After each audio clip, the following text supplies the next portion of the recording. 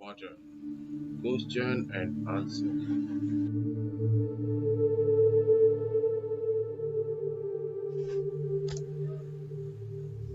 What is the misadventure that William Douglas speaks about?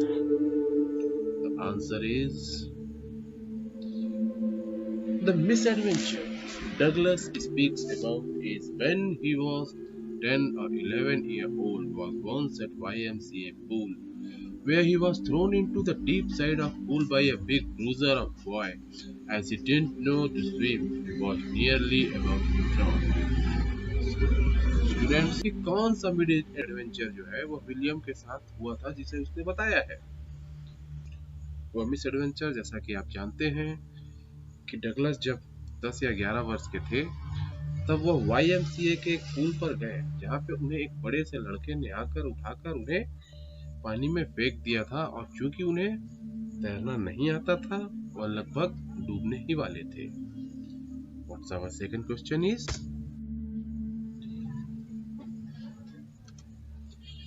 what were the series of emotions and fears that Douglas experienced when he was thrown into the pool?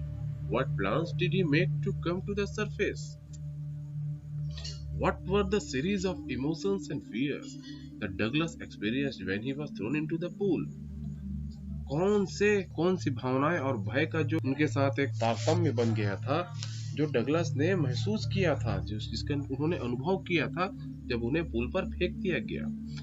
What plan did he make to come to the surface? और उन्होंने सतह पर आने के लिए pool के पानी के सतह पर आने के लिए कौन सी योजनाएं बनाई? The answer is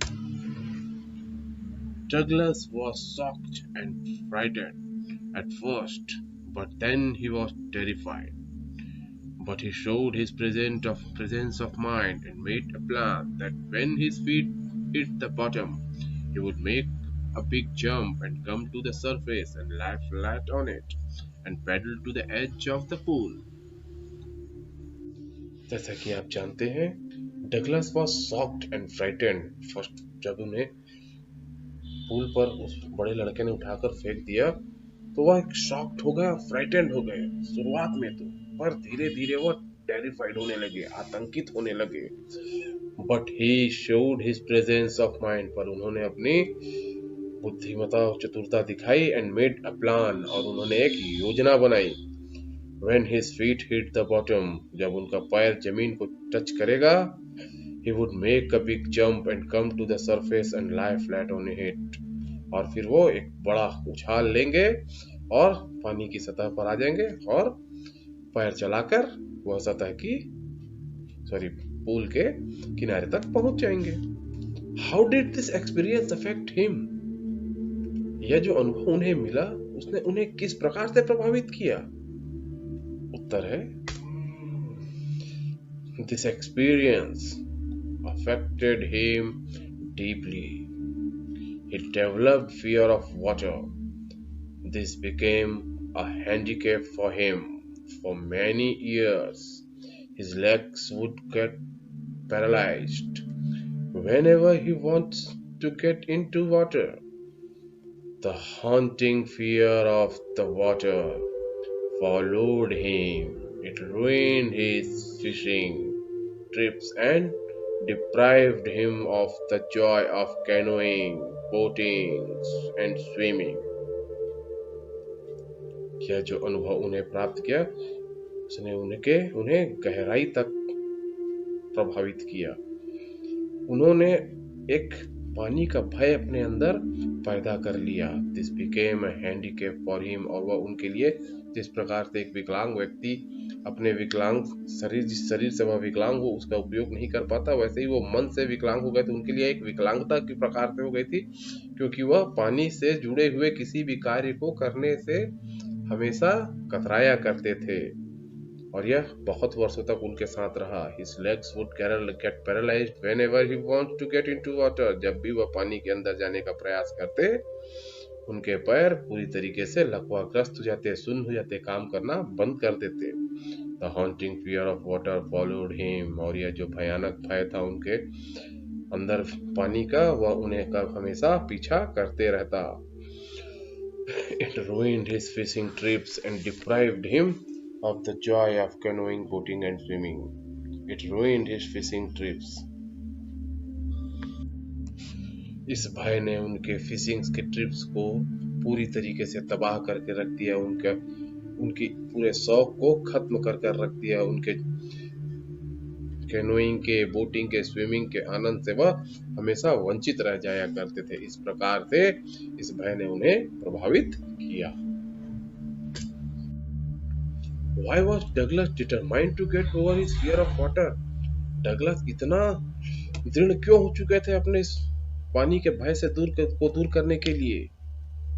उत्तर है Douglas determined to get over his fear of water because this fear has ruined his life. It has become handicap for him. He was deprived to his enjoyment of life, like fishing, canoeing, boating, swimming, etc. So he decided to overcome this fear of water. Douglas इस प्रकार से दृढ़ निश्चय इसलिए कर लिए थे क्योंकि इस पानी के भय ने उनके जीवन को पूरी तरीके से तबाह करके रख दिया था। वह उनके अंदर एक विकलांगता के तौर पर समा चुका था। He was deprived to his enjoyment of life. वो अपने जीवन के सारे आनंदों से इस प्रकार से वंचित हो गए थे कि जैसे अब वह कुछ कर ही नहीं सकते। कैसे आनंद? फिशिंग, कैनोइंग, बोटिंग जैसे आनंदों से वह पूरी तरीके से वंचित हो चुके थे। तो उन्होंने इस भय को अपने अंदर से निकालने का निश्चय किया। How did the instructor build a swimmer out of Douglas? उस इंस्ट्रक्टर ने डगलस के अंदर से जो तैराक था वह कैसे बाहर निकाला? आंसर है The instructor built a swimmer out of Douglas piece by piece. The instructor gave him every minor technique and he practiced every bit 100 times. Bit by bit he shed part of the panic that seized him when his head went underwater. So by strategical plans and intense practice, the instructor was able to build a swimmer out of William Douglas. Instructor ने किस प्रकार से William Douglas के अंदर से swimmer को बनाया? Piece bye piece, टुकड़ों टुकड़ों में, हर छोटी से छोटी बारीकियों को उसे बताकर the instructor gave him every minor technique. उसने तैराकी के सारे छोटे से छोटे तरीकों को डगलस को बताया। And he Douglas practised every bit 100 times. हर तरीकों को उन्होंने कम से कम 100 बार उसका प्रयास किया, बिट बाय बिट। और धीरे धीरे ही shed a part of the panic, और वो भय से बाहर आने लगे जो कि उन्हें पानी के अंदर सिर को ले जाते ही आ जाया करता था। तो by strategical plans, I have used a strategical plans because you have to make strategy for every fear. आपको अपने किसी भी भय को दूर करने के लिए एक स्ट्रेटजी की तहत काम करना पड़ता है। ऐसे ही किसी योजना को बना लेने से आप नहीं बन पाएंगे। I have used strategical word by strategical plans and intense practice. The instructor was able to build a swimmer out of William Douglas. इस प्रकार से और डगलस की जो मेहनत थी, इंस्ट्रक्टर डगलस से स्विमर बाहर निकाल पाया। How did Douglas make sure that he conquered the old terror? Douglas ने इस बात को कैसे निश्चित किया कि उसने पुराने भय से जीत प्राप्त कर ली है? Answer is he went to Lake Wentworth in New Hampshire, dived off a dock at Triggs Island and swam 2 miles across the lake to Stamp Island. After this, he became confident that he had conquered his long-standing fear of water. जब उन्होंने तैराकी सीख ली, तब वह Hampshire के lake worth में गए। वहां से उन्होंने ट्रिग्स आइलैंड के टॉप पे छलांग लगाई और 2 मीलों तक तैरते रहे, और 2 मीलों तक तैर के वह स्टैम्प आइलैंड पहुंचे। और इसी प्रकार से वह अपने इस प्रकार से उन्होंने अपने आत्मविश्वास पैदा किया कि उन्होंने अपने भय को अब पूरी तरीके से भगा दिया है, उससे उन्होंने विजय प्राप्त कर ली है। Understanding the text of deep water, what we have understood from the lesson. How does Douglas make clear to the reader the sense of panic that gripped him as he almost drowned? Describe the details that have made the description vivid. प्रश्न पूछता है कि Douglas ने अपनी जो भय की भावना है, जो उस डूबते वक्त उनके अंदर पूरी तरीके से उन्हें घेर चुकी थी, उसे किस प्रकार से अपने पाठकों को स्पष्ट तौर पर बताने का प्रयास किया है। और प्रश्न पूछता है डिस्क्राइब द डिटेल्स, उन बारीकियों को बताइए जो इस पूरे विवरण को विविड बनाते हैं, बड़े ही प्रत्यक्ष बनाते हैं। एक चित्रात्मक प्रदर्शन या जो करते हैं उन्हें आप बताइए। तो answer is Douglas says that stark terror seized him. He was paralyzed underwater, stiff, rigid with fear. His throat was frozen. He looked for ropes, ladders, water wings, but he found only water. Stark terror felt like a great charge of electricity to him. All his efforts ceased, even his legs felt limp, and the blackness swept over his brain. This made description vivid. Douglas ने बताया कि वह जो भयानक भय था उसने उसे पूरी तरीके से स्तब्ध कर दिया था। वह अपने आप को लकवाग्रस्त महसूस कर रहे थे। एक भयानक भय उनके अंदर समा चुका था। His throat was frozen, उनका गला सूख चुका था। वह रस्सियों के लिए, सीढ़ियों के लिए, वाटर विंग्स के लिए इधर उधर हाथ पैर मारने का प्रयास कर रहे थे, परंतु उन्हें केवल पानी ही मिलता। वह जो भयानक भय था वह उनके अंदर एक इलेक्ट्रिसिटी के झटके की तरह महसूस हो रहा था।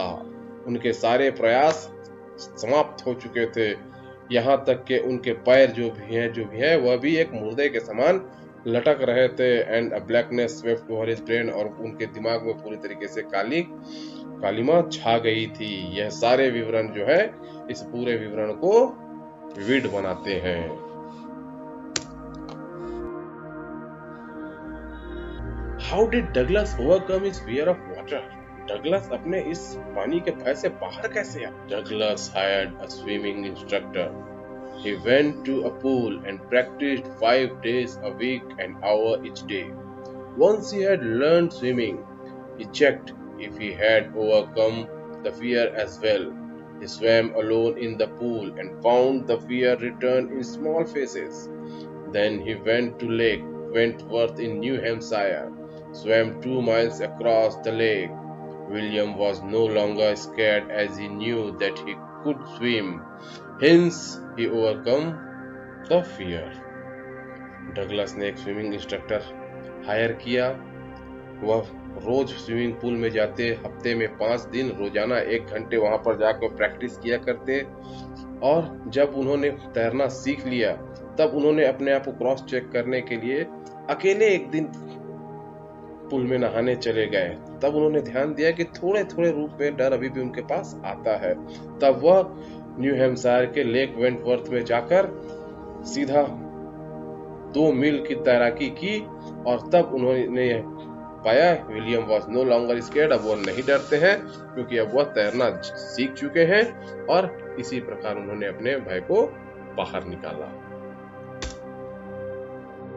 Why does Douglas as an adult recount a childhood experience of terror and his conquering of it? What larger meaning does he draw from this? Douglas ने अपने इस युवावस्था की जो एक्सपीरियंस है उसे भय के इस अनुभव को और उनकी जीत को क्यों इस प्रकार से आपको प्रदर्शित किया, एडल्ट रिकाउंट आपके सामने क्यों रखा है, और कौन से लार्जर मीनिंग जो है उन्होंने अपने इस अनुभव से प्राप्त किए थे? Answer, Douglas recount a childhood experience of terror and his conquering of it so that readers should learn that every fear has its end. He knew that every person has some kind of fear with which they avoid many of their important works. So he wants that they know his experience and try to overcome their fear. With Roosevelt quotes, all we have to fear is fear itself. He draws a larger meaning from his experience. He wants to highlight the fact that life became meaningful and the desire to live grew intense on he had conquered his fear. Douglas ने अपने इस childhood experience को हमारे साथ साझा करने का प्रयास इसलिए किया क्योंकि वह चाहते थे कि पाठक यह सीखें कि आप डर से किस प्रकार जीत सकते हैं, क्योंकि हर डर का every fear has its end, हर डर का एक अंत होता है। और वह जानते थे कि every person has some kind of fear, हर किसी के मन में किसी न किसी प्रकार का भय अवश्य होता है, विथ विच और जिसके कारण वह अपने बहुत से आवश्यक कार्यों को छोड़ दिया करते हैं। सो ही वांट्स, तो वह चाहते थे कि हम उनके एक्सपीरियंस से कुछ सीखें और डर से बाहर आने का प्रयास करें।